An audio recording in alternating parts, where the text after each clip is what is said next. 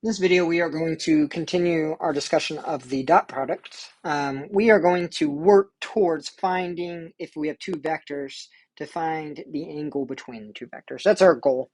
To get there, though, I need to remind you of something that you may or may not remember. We are looking at the law of cosine. So I'm going to go ahead and give it to you. It's given this triangle. So notice A, B, and C. It doesn't have to be any type of triangle. It can be any. That's why it's nice.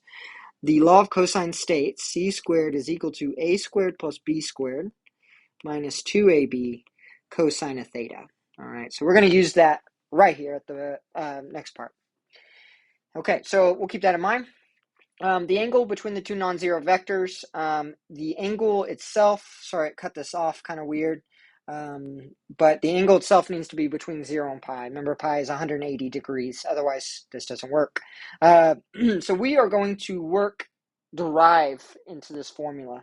One thing I do want to show you, okay, here's two vectors, u and v, right? And if you remember from, I think 11.1, 11.1 or 2, I can't remember, the angle between the two, right? There's that. U and V being connected at the tail. The vector that goes between the two right there is V minus U. It's the subtraction between the two. Now, remember, for each side, U is not the length of that side. The magnitude of U is the length of that side. The magnitude of V is the length of that side. The magnitude of this subtraction, V minus U, that magnitude represents that side. So if I follow the same formula that's above, and you can see how they're related, I'm going to write down the same thing. So V minus U, that whole thing squared, equals A is going to be the U vector plus the V minus 2 times those same things, cosine of the angle. Okay, so now using the definition of a magnitude squared that was from the last video, this is the dot product of the thing inside. Same thing with over here. This is the dot product between U plus the dot product between V. Sorry for my V's. I'll try to clean them up. Need to buy a new Apple pen. V's minus 2 U V cosine of theta. Okay, so over here on the left, I know that's weird. With the dot product, how we can deal with this is we can treat this like FOIL, or distributing is a better way to do it. I don't really care for the acronym FOIL, but it works. We just do FOIL here. This is V dot V. That's my first. Outer is minus U dot V. Inner is minus U dot V. And then the last is plus U dot U equals U dot U dot plus V dot V minus 2 U V cosine of theta. All right, I want you to notice, this makes life really nice. V, V, on both sides go away, the two dots. U dotted with itself, those are gone as well.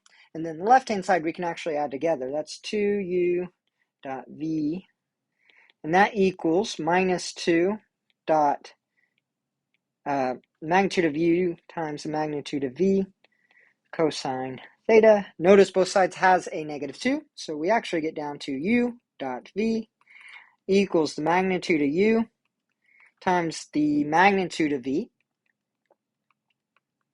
cosine theta. And we're going to solve for cosine theta. Cosine theta is equal to U dot V divided by the product of their magnitudes. This is 4, and we mentioned this above there, 0 to pi. So that is the formula. That's how you derive it. I'm never going to ask you to derive it, but this is a formula that you're going to need to know. All right, so on the next page, I'm going to scroll. I actually have the formula at the top. So there it is. I didn't want to just give it to you. We need to know where it comes from because it will make us a better math student, a better physicist, a better engineer. All right, now that we're dealing with some angle, let's consider different types of angles and ask ourselves, what does it mean in this case? So,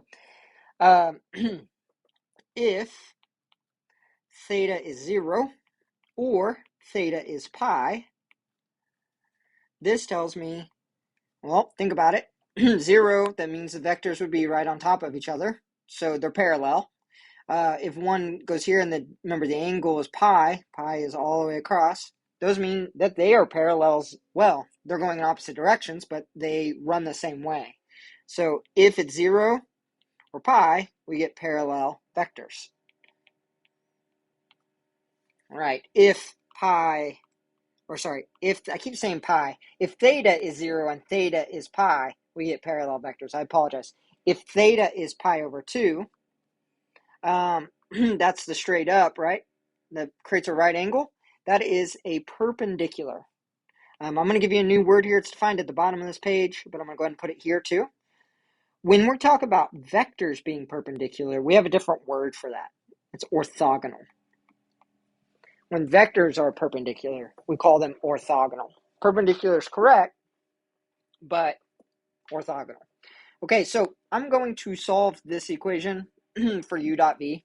So that's u dot v equals, and I'll show you why I'm doing this, multiplied with the vectors, the magnitude of the vectors times cosine of theta. All right, so this is perpendicular, right? For perpendicular vectors, theta is pi over 2. We just said that, right? If they're perpendicular or orthogonal, it's pi over 2. So what that implies, this double arrow means implies, u dot v is equal to u magnitude of u times the magnitude of v times cosine of pi over 2. Well, cosine of pi over 2 is 0. So that means u dot v is 0. That's another implies. If that's 0, then we have that. Well, that actually is really useful for us. We get a lot of information from that. So, thus, here's our result. U dot v, if u dot v equals 0, and this double-sided arrow means it works both ways. It implies both ways. U dot v, if that's 0, they are orthogonal. If they are orthogonal, that means the dot product is 0. So check out a few things. Okay, so consider the vectors I, and we're going to dot that with j. Now, if you think about it, I is the component vector for the x, j is for y. These don't go in any direction at all. They actually meet at the origin, right? And they make a 90-degree angle. So this is equal to 0. But it's also, we could do I dotted with k being the z. Or we could do j with k. Any of those will get you 0. Now, remember, if they're running in the same direction, so I running in the same direction as I, right, we actually get a 1. If you think about dot producting that, you get 1. The same thing as j dot with j and k dotted with k. Anything dotted with itself is going to be 1. Not anything. These vectors themselves. All right, so I gave you a summary there.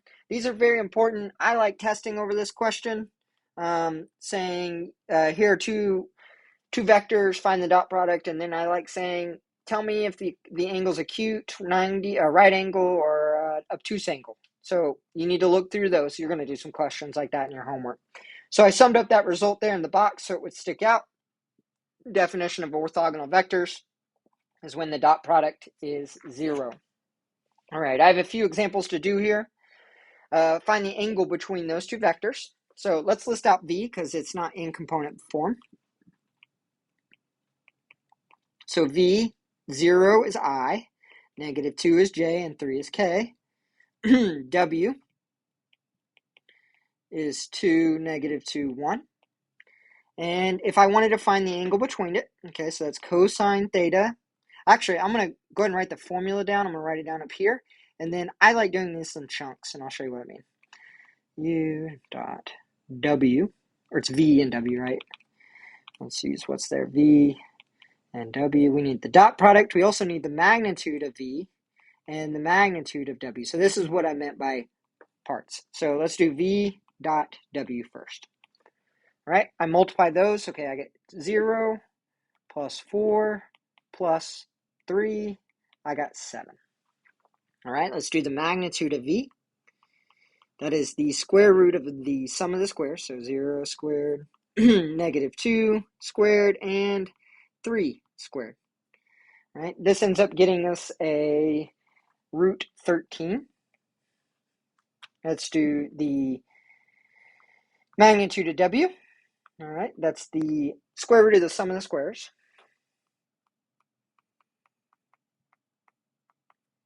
All right, this works out as a nice, pretty 3.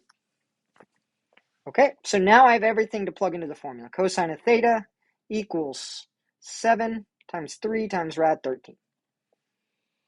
All right, to find theta, we take the inverse cosine, and that will find our angle. I'm going to leave it like that as an exact answer. You can plug that in your calculator and get an approximate out. I don't know what that is. I don't have a calculator right in front of me, so feel free to do that. I would be totally satisfied with what's on the screen. All right, one more example. They want to know, are the vectors parallel or orthogonal? All right, so let's list out our vectors first. I like component form over standard vector form. 2, -1, 3, especially if I'm going to dot them. B is 2/3, -1/3, and 1. So we're checking for orthogonal first. Let's do that. So we're checking our dot product. B. So we dot them. All right, so we get 2 times 2/3 is 4/3, plus -1 times -1/3 is a +1/3. 3 times 1 is 3. That is definitely not 0. That's all I care about. So not orthogonal. Now, for the parallel side, we are trying to find some constant that I can multiply A by, or the other way, some constant times B to get A. So looking at A and B, I see that if you take A and you times it by 1/3, you get B. I'll let you check that out. Just multiply everything in A by B, or by 1/3, and you'll see that you get B. Therefore, they are parallel. Okay, those are the definitions of orthogonal and parallel. The dot product helps with orthogonal, doesn't really help with parallel too much, but we can use our old definition of parallel here.